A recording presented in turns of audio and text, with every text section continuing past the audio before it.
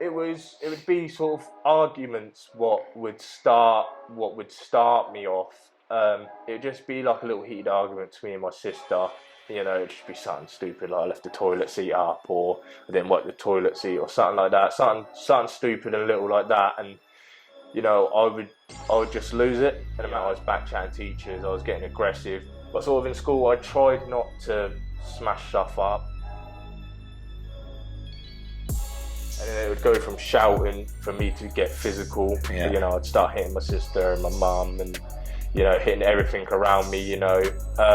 And then after that, it did start getting to the stage of criminal damage. I've damaged all my hands from where I was punching walls and doing everything, because it's hard to really explain why I done it. It's just something what sort of clicked in my head. Just before I went into boarding school, that's when they finally was like, yeah, you've got ADHD, autism, and social anxiety.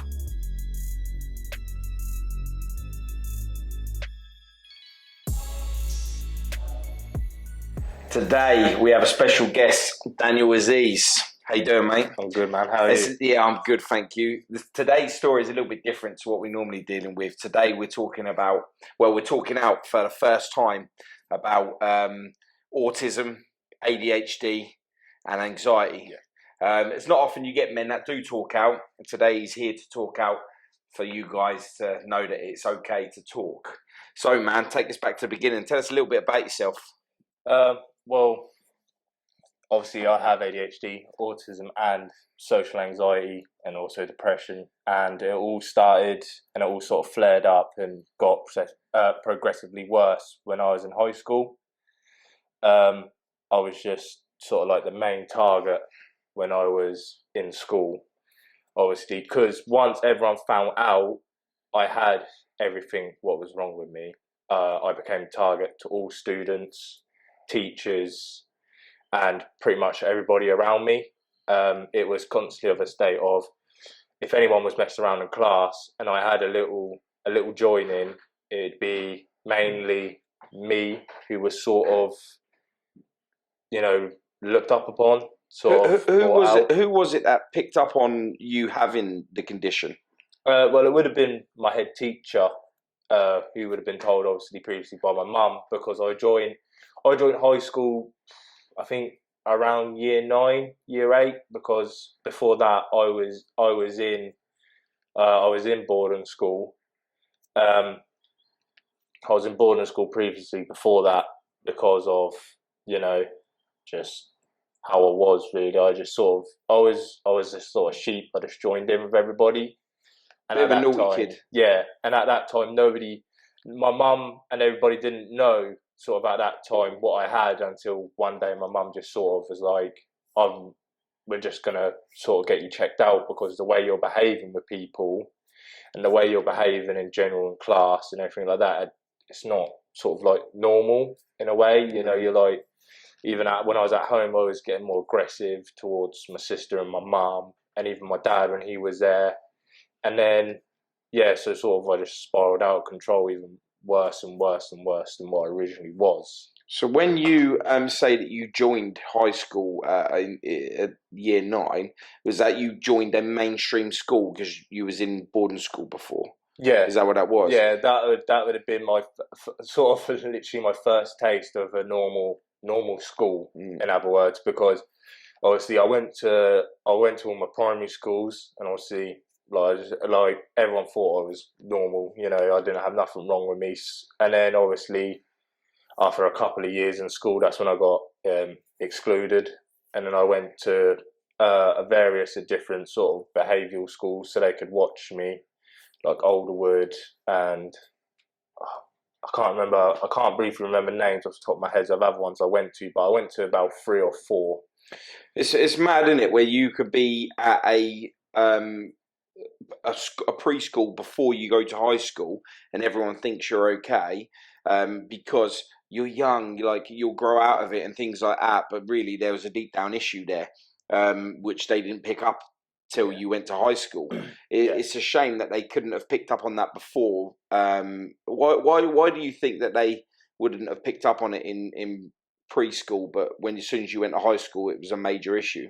I think they didn't pick up on it when I was in primary school. I think it's because it's like mainly how sort of kids my age when you're in primary school sort of acted and sort of behaved. I think that was sort of like the normal kids were messing around because obviously you're young and stuff, and obviously you don't know the rules. By then you're still learning rules, Hmm. like be quiet in class, sitting down when told to, get on with your work when you're told to. You're still learning that, so you're not really properly concentrated on it. So you're just obviously a kid and you're just messing around and sort of And of course, when you go from preschool to high school, the environment is a lot different. There's a lot more pressure upon children, isn't there? yeah, With how you act, what kind of person you are, what kind of stuff you own, things like that. I guess that's why they're so strict these days on school uniform all being the same and not yeah, wearing like fancy trainers and stuff, because they try not to isolate kids and get yeah, bullied for that reason. But still, if they know you, especially with social media, they can track to see what your life is like yeah, on social media anyway. So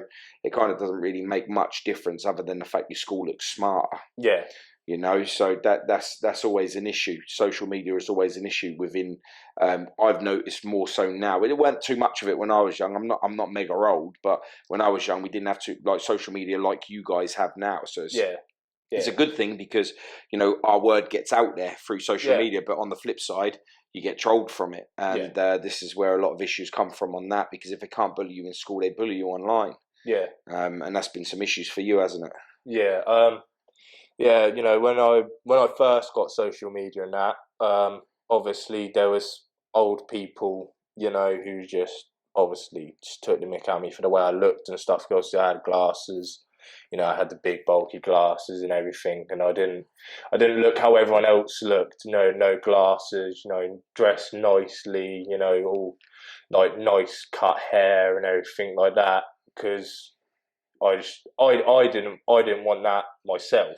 Really, I didn't want none of that. I was just happy, in cheap clothes and stuff. But because of what I was wearing, I sort of got bullied, and that sort of more pressured me to ask my mum to try get me expensive stuff. And obviously at the time, my mum and dad couldn't really afford it. Yes, it's mad, isn't it? How peer pressure for physical attributes is so important to you at school, to a sense whether you are either cool or you get bullied. Yeah. There's no in between, is there? No. And that's a real shame. And do you think that's based upon social media, or with people having like they're looking at social media heroes more than they are physical heroes? See, when I was at school, we looked up to like firemen, Yeah. policemen, Yeah. things like that, because they'd come out to your school and that. Like Yeah. now, Yeah. that doesn't really happen anymore. You don't get like people that own businesses from the outside. They come in, so the only peers they get to look up to, or lifestyles they get to look Yeah. up to, is things that they're seeing at the click of their fingers. Yeah. I think it's as well more is kids are looking up to football players now on. They're following them on Instagram, Facebook, and every other thing you can follow them on. What you can think about, you can follow people on. They'll see how they dress. They're wearing Gucci, Balenciaga, you know, Dior. They're wearing everything expensive, and nowadays that's how they think they've got to dress. And if they don't dress like that, they just think they're not fitting in. But obviously, it was a bit still like you said, it was a bit different when I was growing up because obviously Christian Dior, Gucci, and everything weren't as popular. Hmm. It was just mainly like Nike and Adidas Originals, and on the odd occasion a bit of Jordan and stuff like that. What everyone was wearing, but it was like if you didn't have them essentials when I was growing up, you were sort of an outsider. You wasn't really part of anything important. Yeah, I was a victim to it as well. Like that kind of thing hasn't. It's not new, Yeah, for being, for me when I was a kid, it was football t-shirts. yeah, So that was the big thing when I was yeah, a kid. Like you had to have a football t-shirt. We was poor as shit, mate. So yeah, like yeah, yeah, for me to get a football t-shirt, I'd have had to have nicked it. Do you know what I yeah, mean? yeah, Like it was really that yeah, simple. Like there's no way in this world my mum could have afforded a football t-shirt. Not a yeah, chance in this world.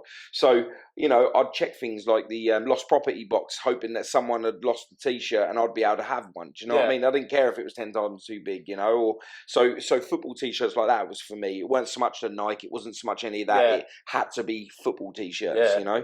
and I never had one of them. So of course, because I never had one at PE, I just had a plain T-shirt. Do you know what I mean? Yeah. I think the T-shirt. Sorry, the T-shirt I actually had was a shirt, like a polo. Do you know the T-shirt shirts with the collars? Oh yeah, like a polo shirt. It was like one of them. Yeah. They are polo shirts, aren't they? Yeah, it was one of them. That's what I had. So I had that as my normal school shirt, and all I had to do was take my jumper off and put on some shorts. Yeah. You know what I mean? I had my T-shirt for PE and stuff because we literally had nothing, mate.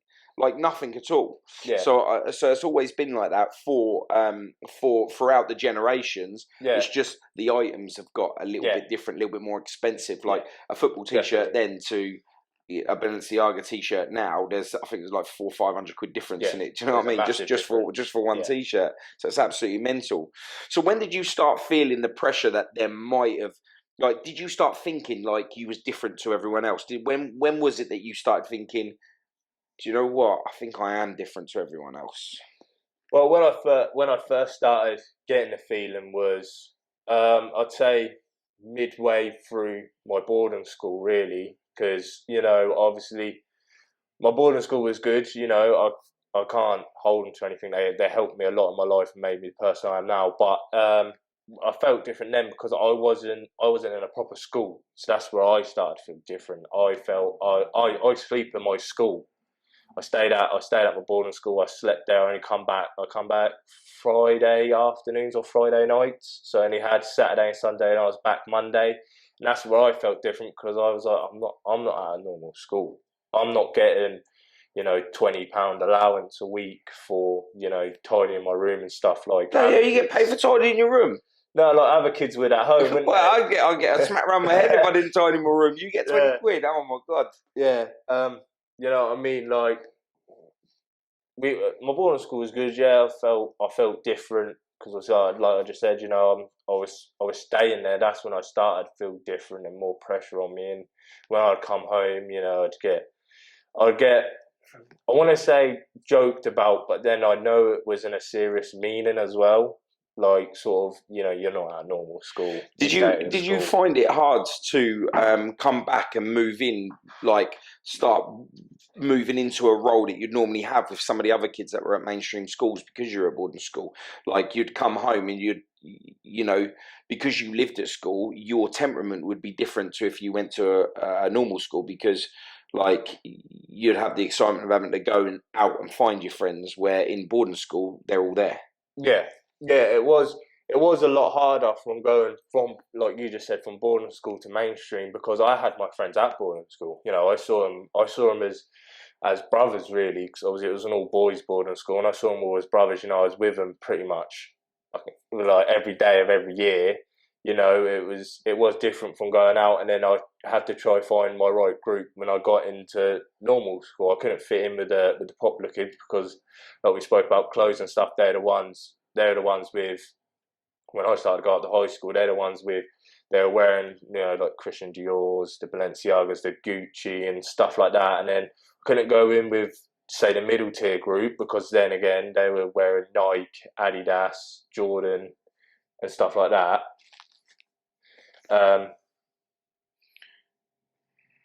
And it was just hard to sort of fit in. So I had to go for more of the lower tier group. But even then, the lower tier group, they were wearing the cheaper clothes, so I was getting bullied for that as well. You was. Let me just shift this mic. We've got a little bit of mic issue there, so I'm just going to shift this a minute. No worries. That's all right. That might be better. Yeah, sure. Wicked. It's just sometimes it rustle a little bit, so when you move back, I don't know why I did that. I should have put it on here like I do with mine, but because it was on there, I thought, but then because I see your hands moving, I was like, I'm gonna have to move that mic, otherwise you're gonna end up losing your voice. So, so when you felt different because how comes you went from boarding school to mainstream? Was that your idea? No, it was basically a program the boarding school originally had. You'd only stay there about 2 years, and if your behaviour got a lot better, you would go back to normal school. Yeah.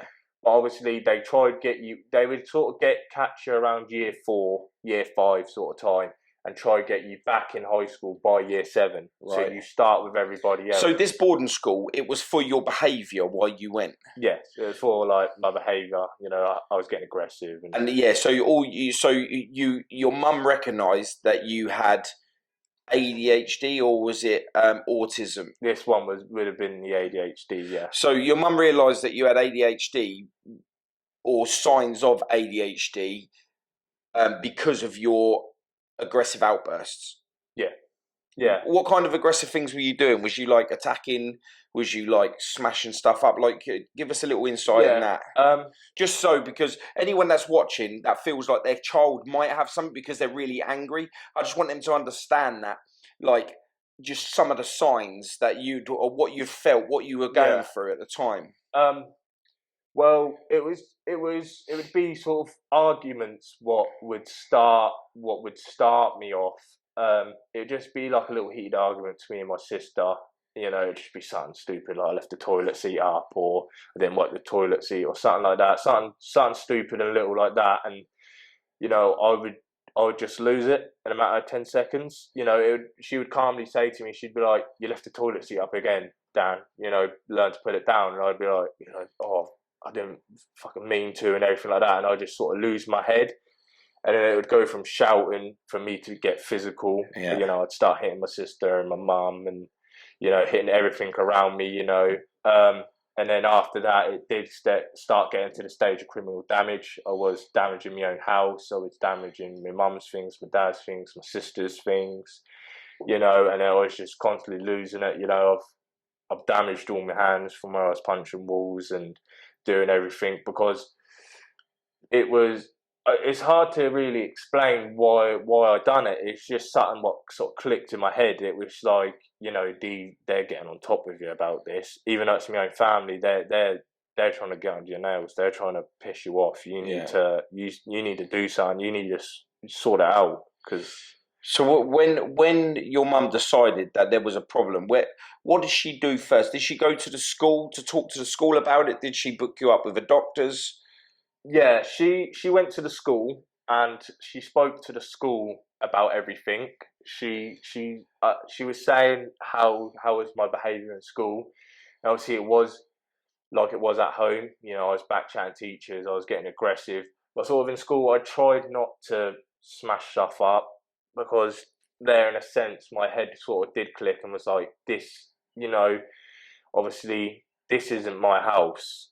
Obviously, as much as my mum couldn't afford anything in my house what I broke, because for some reason I sort of went for the more expensive things when I got angry, it wasn't my house. And if I broke something there, my mum would have to pay. And obviously, like I said, my mum and dad struggled a bit with money when I was growing up. Don't get me wrong, they tried getting me everything I needed, but they did struggle a bit. And and then she just asked the school, she said, what's Dan's behaviour like at school? Has he, and she told him all the problems what I was going through at home. I was losing my temper quickly, I was smashing things up and everything. But the school just said, he's getting aggressive towards the teachers, he's threatening teachers, he's putting himself and other students and even us in harm's way, So I think the best thing to do was sort of get me checked.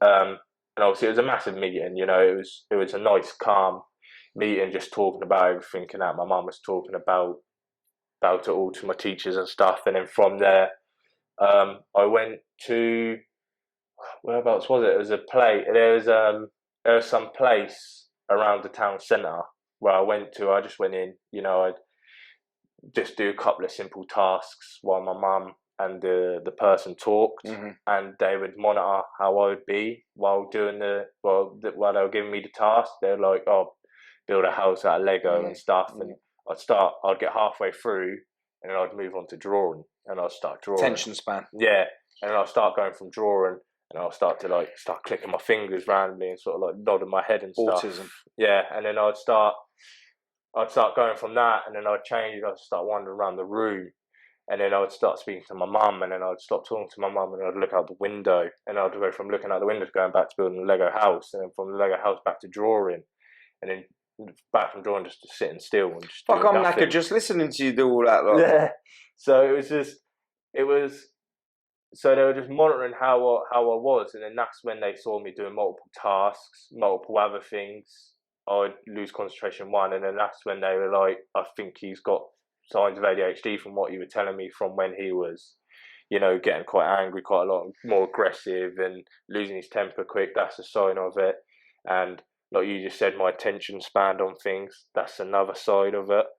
And then that was around sort of just before I went into boarding school. That's when they finally was like, yeah, you've got ADHD, autism, and social anxiety. Because when I first went to the doctors, I didn't do nothing really. So it was a struggle for them to try diagnose me for the first couple of months, because when I'm around people, I'm sort of Yeah, it normally takes about a year for full yeah. diagnosis, doesn't it? Yeah, it took a little while because obviously, like I said, when I'm around people, like new people, I don't really do nothing. I sit there and I start shaking. My knees go. My feet start tapping. Yeah, I've witnessed all this when I first met you, haven't I? Yeah, it just all my body goes. I don't really talk to anybody. If anyone talks to me, I sort of like get hot flushes. Yeah, I get really red, and I'm like, oh, what? But yeah, I'm fine, thanks. And someone would offer me drink or coffee, tea, biscuits, and I'd usually refuse it and stuff like that. So it's hard for them to diagnose me for the first, I'd say, probably about 3 months, 4 months, and then after that, also I got comfortable seeing my doctor because it was a weekly thing. I went once a week. Usually, I think it was a Tuesday or Wednesday. I went for a couple of hours, and after that, obviously, I got used to my doctor and that, and obviously, I just sat doing my tasks, and then that's when he finally was like, "Oh, do you reckon you could try building me a Lego house?" And I was like, "Yeah, I'll build it." And then I was like, "Oh, can I do some drawing instead?" And he was like, "Yeah." And I was like, "Oh, look out the window, look at that bird." And that's when I finally got the diagnosis. How did it make you feel that they've managed to put a name to what you've been feeling?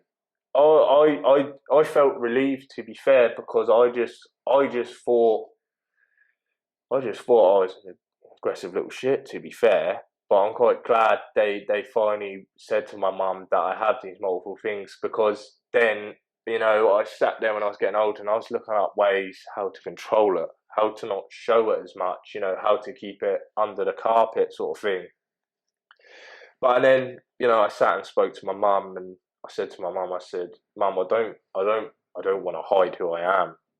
I don't want to hide everything what's underneath me. I want to sort of release it. I just want to show everybody that I have all these problems. I'm not going to sit there and hide away from what I've got," sort of thing. And mum said, "That's you know what I mean. You're old enough. You do what you want to do. Like most people aren't going to like it. Most people are going to make fun of you for it. Most people are going to treat you differently for it." But I said, "Mum, I don't care. I want to be different. I want to be me.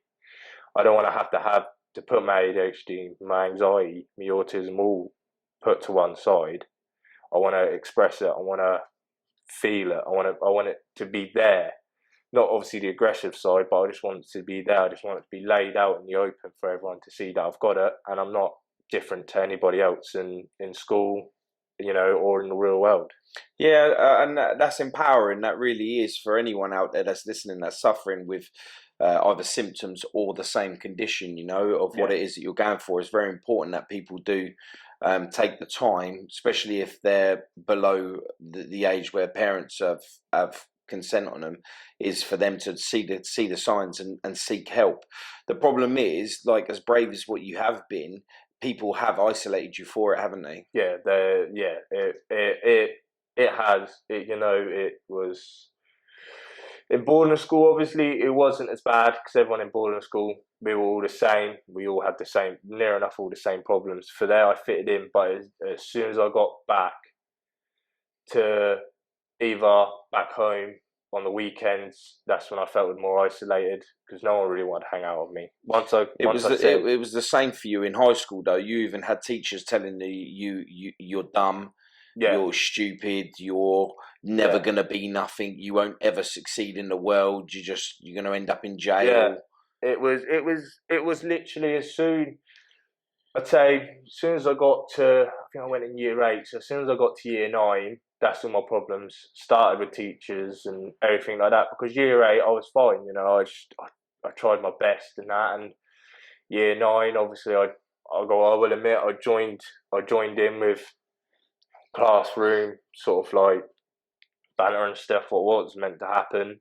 And obviously, because I'm obviously the tallest, and obviously I've got the problems. I'm the main one who stuck out. Yeah, you ain't short, are you? How tall are you? 6'7". 6'7". 6'7".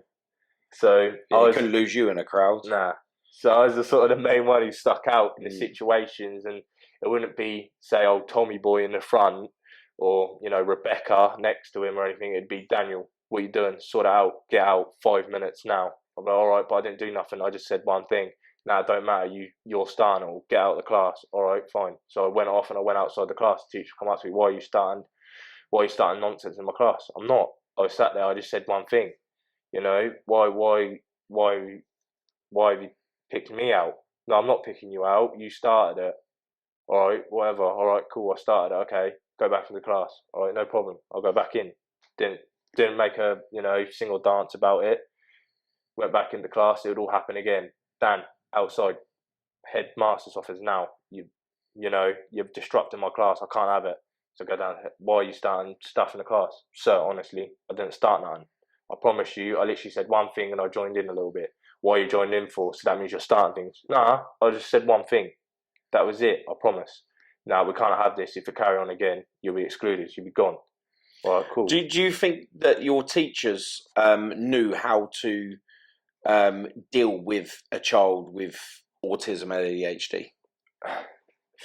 This is a funny one, really. Personally, no. Because if they knew how to deal with it, they wouldn't have treated me how I did. Yeah, I think it's absolutely mental. You go to school to learn, yeah, and teachers are there to teach, right? Yeah. But at the same time, we're all learning every day by everyone that we interact with, right? Me personally, if I was a teacher and I had someone in there that was deaf, ADHD, autistic, fully disabled, I would definitely do my research to find out like how I can help that child. Because my job is to make sure that I can educate you the best way for you to go on to the future. That's what my job is. I'm a teacher.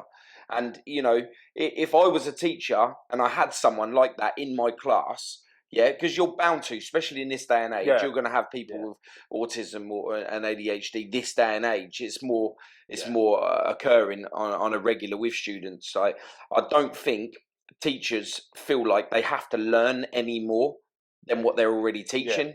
So I think it's a shame on teachers that don't take the time to read up about something to do with a student that they have within the class, because I believe if they took half an hour to educate themselves on what you've got wrong, they might be able to deal with you in a better way, which would get the greater progress out of you, would it not? Yeah, that would.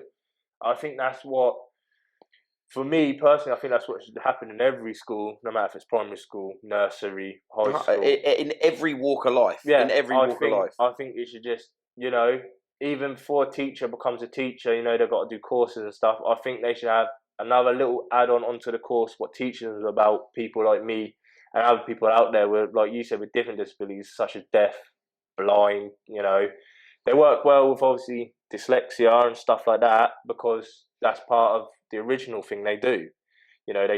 They that's part of standards really, but people like me with ADHD, autism, anxiety, and obviously, like you said, deaf and blind people, I think they should learn a bit more on it before they become a teacher, because they just think you're normal, and when we're not, we're someone different. We're someone completely different compared to, like I said, old Tommy boy in the front row. He's got nothing wrong with him. He's perfectly normal.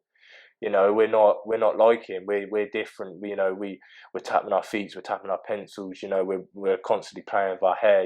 We're constantly tapping and everything else you could think of, because we're different. Which we're trying to process what's going on in the classroom. It takes us a little while longer to process everything. Instead of writing a simple 2 + 2 = 4, we'll sit there and try and analyze it. Yeah, we'll write it on there before you even write the question, and we'll sit there and does it, and then we'll go the hardest route to work out a question, because that's just how we are. Yeah, mate, I'm fully with you on that. I mean, I went through school with a disability of being deaf. A large percent of my hearing is gone. Yeah. And because of that, whenever we used to have like whiteboards as big as this banner, and when the teacher's there saying and they're giving out the schoolwork, when they were standing there facing me, I was okay because I could read the lips, Yeah. But when they then turn around and start on the board and they're talking and I don't know what the hell they're saying. So Yeah. by the time it come round to them turn around and go, right, get on with your work, and because I was naughty, because I was just a naughty kid, they didn't diagnose anything back when I was at school. Not because I'm a dinosaur. You know what I mean? Just because because I was in and out of schools like all over the time.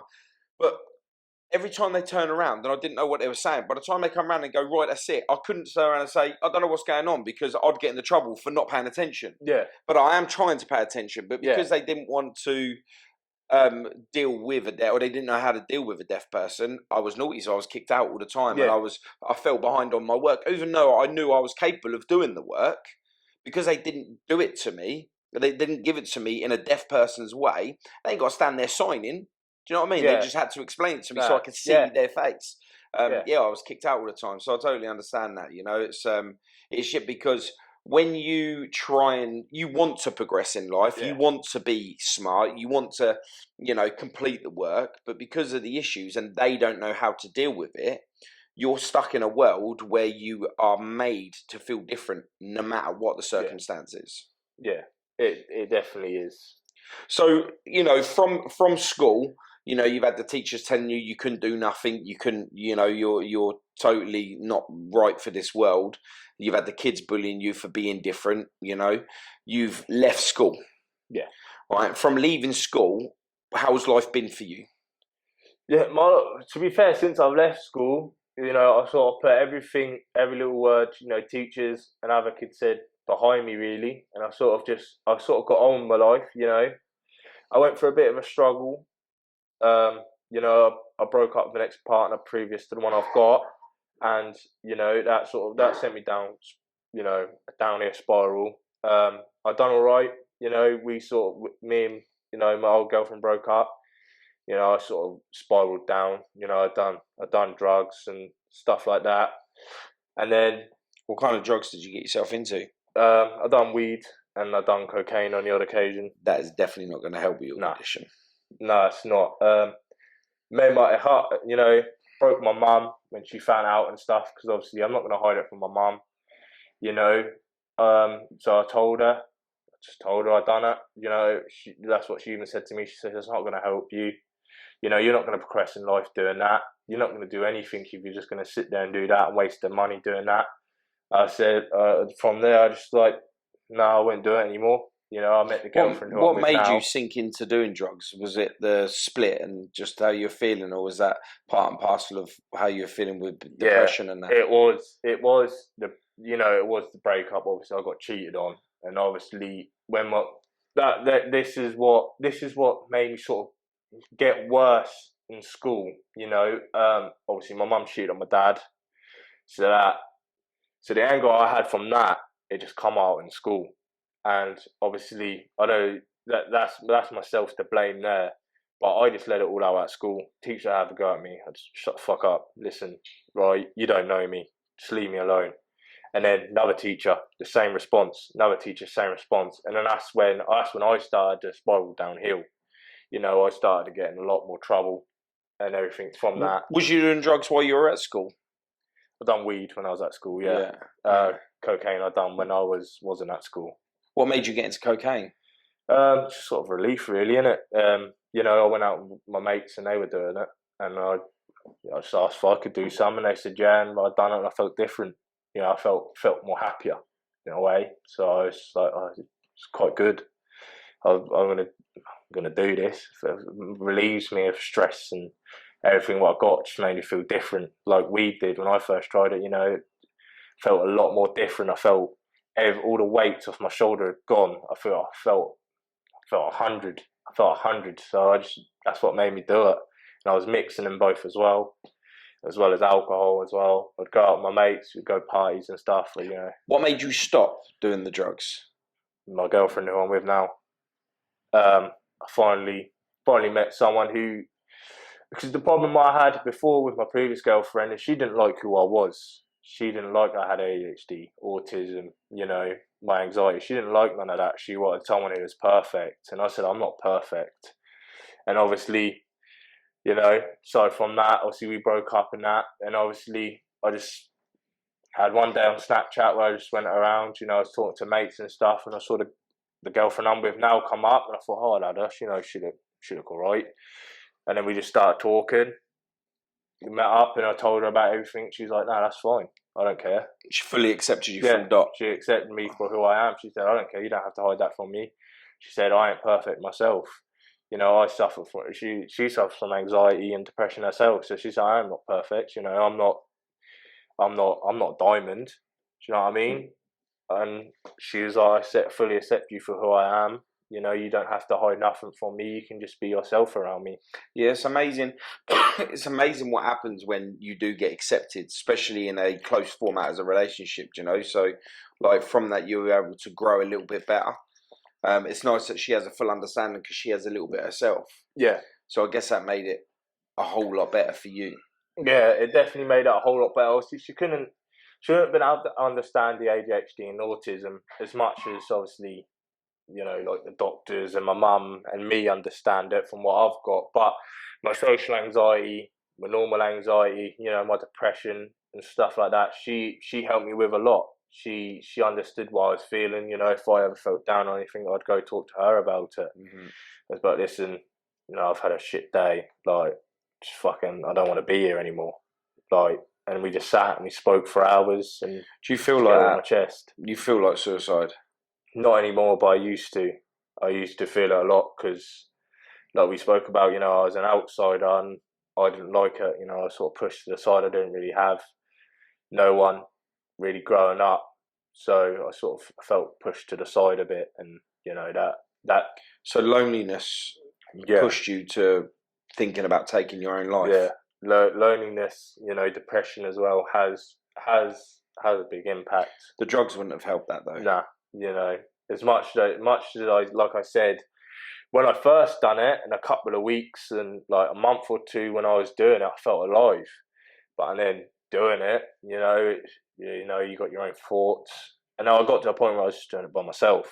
And that's the worst thing you can ever do, is just either sit in a room by yourself drinking or doing drugs or whatever. It's the worst you can do, is just be by yourself and not talking to anyone about it. And that's what I didn't do, because I didn't feel like I would have been a man if I'd have spoke to anyone about it. I felt like people were just going to look away and call me, not a man or anything, because I'm speaking about how I feel in life. Yeah, for some reason there is a stigma against men being able to talk out about their feelings. Yeah. And that's a real shame. And I'm glad that we managed to have the talk to be able to get you on this today, so people can show as young as what you are. How old are you? How old am I now? Yeah, 20. So you're 20 years old, and you're not afraid to talk out about how you feel, and that's absolutely amazing. And hopefully, there's other people that will watch this and see you as a beacon of light. Because even though you're suffering what you're suffering, speaking out loud for potentially thousands of people to watch this video is absolutely massive. It's a massive thing for you to do. And you can do that with all the issues that you've got. There's strength out there in you for others to do the same thing, which is really good. And that is one of the real reasons why I wanted to do this podcast with you, is even with all of the things that you've gone through and the things that you felt that are out of your control, i.e. like medical conditions, ADHD and stuff, is that you're brave enough to talk out, and that's absolutely amazing. Yeah. I want to speak out because people like me need to talk about how they feel before they do the wrong decision, the wrong choice, what would impact their family. It's hard to live with what we've got, but if you speak out about it, you'll be all right. You'll be fine. You just sort of, you've got to do what I sort of did. I just took it out from under the carpet. I sort of learned I had it, and I just sort of evolved it around my life. There's not, obviously with social anxiety, you play up. Obviously, as a demonstration like we did in town the other day, it does play up because rejection is my biggest fear. I hate being rejected for stuff. I hate feeling that when I walk away from a group, there's going to be like, look at him, he's weird and all this. But and I sort of learned that nowadays everyone's gonna be like that, no matter what. Everybody is gonna be like this nowadays. There's always gonna be a troll out there, or there's always gonna be someone calling you names. Everything about that, even online, social media. Like there might be someone on the on your channel who's reading this, but he's just feeling sorry for himself. Yeah, I mean, you're going to get that. Like, so for instance, like, did you attempt to take your life? I attempted, yeah. Yeah. See, a lot. The reason why I asked that is because I didn't want that to just be up there as like I wanted to take my life, and people turn around and say, he's an attention seeker because he didn't actually do anything." But No. I had to ask that question because I want people to understand the reality of the feeling that you and others have given to you for you to want to just end your life, and there is options out there for you to talk. There is options for you to get seen and diagnosed, So taking your life shouldn't even come into play, especially with today's awareness of what there is with autism and ADHD, and just being able to manage it a little bit better. We go back to touching on when you were saying about what we did the other day. The reason why I want to is because a lot of people, they wouldn't know what we was doing when you said that. So we was in the town. We'd set up. I've got a charity, Be Lucky Anti-Crime Foundation, where we go out and raise awareness on knife crime, haven't we? Yeah. So we set up a tent in town, and we were distributing flyers to walkaboys, people that were passing by, and we were handing out flyers to people, and they're anti-knife crime flyers. Then it was one of our people that comes out to all our events, and he helps out massively. Now, when I say he helps out, the first half an hour is really. It's really like cold in it because you just really panic, and he is the extremity of the panic that he is. I've never seen before in a man, especially when he's size, like 6'7", and you see this guy just shrink down to being shorter than me, and you really struggled, didn't you? Yeah. And we were handing flyers out. And he come over to me, and he was standing right next to me. We were handing the same. I said, "Don't do my area. Go and do the other area." He goes, "Paul, I'm scared." And for a sec there, I forgot because it's just normal to me, And I turned around and I said to you, I said, "What are you scared of?" And you said, I don't want people not to take the leaflet. You was worried about rejection from handing a leaflet out, weren't you? Yeah. And I kept you with me, and we kept you warmed up. And then once you were warmed up, you was all right, weren't you? Yeah. But I reckon that was a good 40 minutes before you was comfortable enough to even hand a flyer out because of rejection. Yeah, that's what I mean. Nowadays, it doesn't take me long before I'm comfortable. But whereas before, just say I was still in high school, if you would have first met me, I wouldn't have done it. You would ask me to come. I'd be like, yeah, I'll come. I'll help in that. But I wouldn't have done it. I would have sat there, not because I didn't want to, because myself hadn't allowed me to. Myself would have been like, just sit down. You know what I mean? But now it doesn't take me as long. I just have to sort of like a beat. I have to find my rhythm. Yeah. And once I find my rhythm, I like the way you described that. I like the way you describe that. It's like a beat. I've got to find my rhythm. Yeah, that's really good. Maybe that's something that other people don't understand that. So probably hearing that, that's probably like, do you know what? That's a good way of describing it. Yeah. And you might even help someone manage a beat to be able to go progress. So from having anxiety and the struggle with crowds, you end up getting a job in probably one of the busiest places that you can get, and that is a sorting office at the post office. Yeah. That come with, once again, I do have to give her a bit of credit because she sort of helped me get on my rock. But that come again with the help of my girlfriend. I sat there, and even though I was happy with my life, I still wasn't. You sort of get what I mean? I sat there one night and I cried and I said, I don't want to be here. I told her, I said, I don't want to be here. I really don't. And she was like, well, what's up? And I was like, I haven't got a job. I can't help my mum. And that's the one thing I've always wanted to do. Is always want to help my mum. She's been through a lot. She's helped me. She's been cheated on, and I hate it. I hate it. Even now, it still gets me angry just thinking about it. But and that's always one thing I've always said I wanted to do is I want to help my mum. And I want to help my sister because I've got an older sister who lives with us as well. I said I've always wanted to help them, help them because they've helped me with a lot. You know, they haven't let me fall. You know, they've always been by my side, and eventually I learned that, and that was one thing I said. I said I can't help my mum, and I said that's one thing I want to always want to do. I said I've always wanted to help my mum. I said I can't do it because I'm not working. She's like, right, tomorrow night we'll sit here for hours and we'll look for places. I said, all right. But I said, if we don't, I said, I don't know, my life's upside down. I said, I don't know what I'm going to do. And, you know, obviously, when I sit there, I don't mean nothing wrong by it, but obviously I was claiming benefits and I don't like it. You know what I mean? I don't like it. I don't mean nothing wrong by anyone who does claim benefits. I know some people can't help their situation. But for me, I was 18. You know, I shouldn't be 18 years old claiming benefits. You know what I mean? I should be out there trying to show myself to people. And yeah, and then I sat there, and it come to the next day, and we sat for at least 5 hours looking for places. You know, sent off, I say about 100 odd, you know, work applications around, and just one random day because I was doing my CSCS course to get my construction card. I got a random phone call, so I said to my teacher, I was like, "Oh, can I quickly take this?" And he was like, "Yeah, yeah, yeah." So I answered it, and it was an agency. They were like, "Oh, we've seen you applied for a job at Task Force Royal Mail," and I was like, "Yeah, yeah, yeah." So when would you be able to start? I said, "Well, I'm at college sort of till Friday. I haven't got it next week because obviously it was the holiday. But I said, is there any spaces next week where I can sort of go in or anything?" And he said, "Well, they've got a space coming up on Monday afternoon. If you want to try, go there."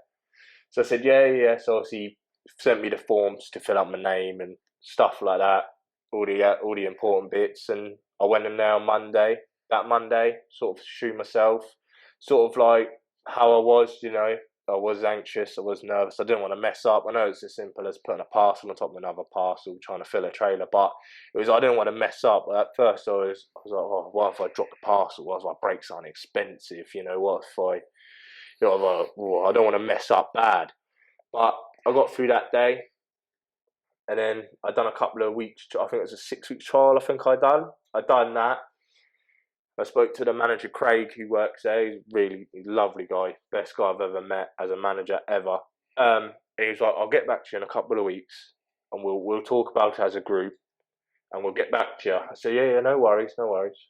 So see, I think I was on weekly pay then, so I wasn't too bad. I still had enough money to last me. And then after, it wasn't even a week, it was literally one day or a couple of hours later, he literally rang me up and was like, "Are you able to work?" I was like, "Yeah, that'd be lovely." He's like, "Right, you'd be doing all afternoons, 4 to 8." Or, yeah, no, 3 till 7. I was doing, he said to do, and I was like, "Oh, yeah, that'd be lovely." So, obviously, I done that for about a year. And then I moved to Monday mornings as well as my afternoons. Done all that, you know, sort of aced it, put myself out there, sort of just threw myself out there, and then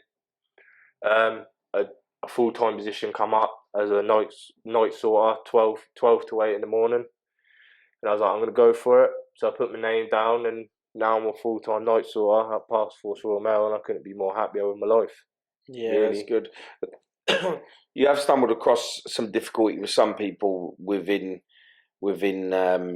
you know, within dealing with people when it comes to pickups and stuff, because you know some people use incorrect names towards you, which causes you to like have a loss of spell. Oh yes, yes, We touched on this one night. We was on a live on page where you joined us to talk about a scenario that happened, and you were in my shop at the time when we was talking, and I felt like there was something come out with you. It just so happened that we was talking about mental health and yeah. speaking out on page, and you come on there and you expressed yourself a bit on there, but you had a little bit of a drop time on that, didn't you?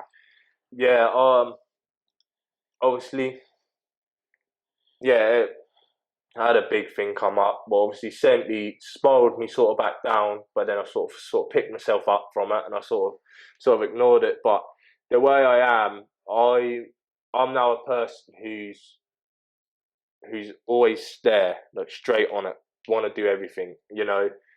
And I try my hardest with every task, every job I do, and I sat there one night at work and I accidentally messed up a little bit at work. Everyone does. Everyone has their work days where they mess up.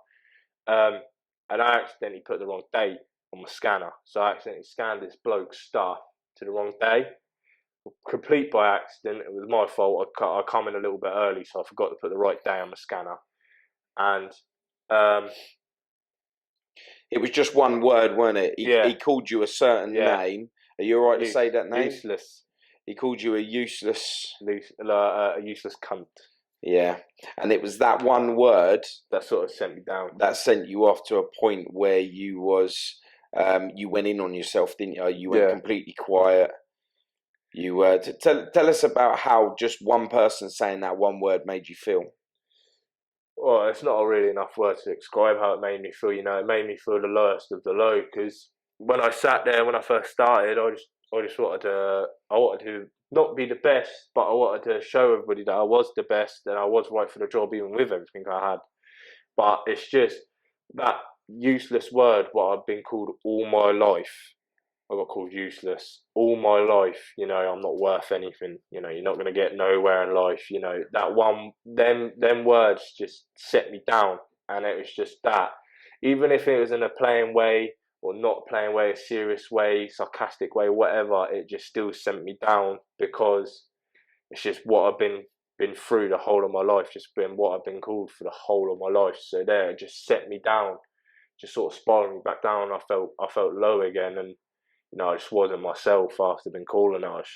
Yeah, you really wasn't yourself. You come in, and I knew there was something the matter with you, and I said to you, "What's up?" And you was just like, I know how much that word beat you up.